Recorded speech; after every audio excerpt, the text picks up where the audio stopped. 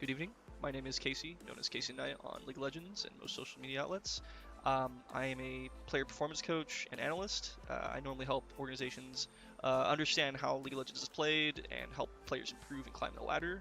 Um, I normally help players on individual level as well, from bronze to challenger, just allowing them to understand macro and micro plays, as well as kind of improve their mechanics or understanding of their roles. So in this replay, I'm playing as Taric. Um, I end up not doing too well for most of the game, but I see a game-winning slash saving play with decision making and understanding of the positioning of the enemy team. Even though I had a pretty much a lot of botched engages up to this point, I still had the right mentality to look for the right play to end up trying to save and win the game. Um, so let's head over to the team fight. Alright, let's first start by analyzing both the positions of the teams. Currently, red team is kind of out of communication. They have to respond to this super wave as their inhibitor's down, and they're going to be at risk to lose their Nexus turrets.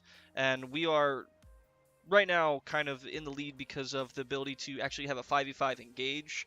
They don't have a frontline tank, so we can just fight front to back, whereas they're kind of stuck to look for picks and bad rotations on our part. So Anivia right now is doing just that. She's looking for a pick. She's in the fog of war, and the rest of her team is not on the same page, and they're going to try and push up to that wave. She's the only one that can wave clear on their team, and she has TP. She can completely just either walk away and go clear this, while the rest of her team contests us if we start Baron, and then she can either TP on the traps here or the ward here, and the ward that's in Baron Pit if we try and do Baron once we see her wave clear that top lane. Alright, so let's just jump into the team fight. We see Anivia cast the Q. I pop the Righteous Glory the second I see her out of position. We end up getting the straight engage onto Anivia. We pop her, and then we pop the Rakan as he's caught out of position. I throw down my ultimate to stop the re-engage from the team in case we take too much damage. So we can either choose to go do Baron or push in. But once we realize that we have the only wave clear and the only real engage on the enemy team kind of blasted, we realize that we can just push in and force them out of the game, as the respawn timer is pretty long for both these people, 30 seconds and 20 seconds respectively. So Jin's trying to save the game. There's nothing to do at this point, and at this point in the game, it's just pretty over.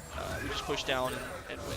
So this game ends up coming down to just decision making and realizing when the right time to engage is. So as you can tell, like, I'm not doing too great in this game, but I had the mentality, even though I was doing bad, to really look for that right engage and that right positioning of our team and their team to understand that I can go for that play. The enemy team made a lot of mistakes. I made a lot of mistakes. Our team made a lot of mistakes. But League of Legends is mostly about which team makes the least amount of mistakes and which team capitalizes more on the enemy team's mistakes.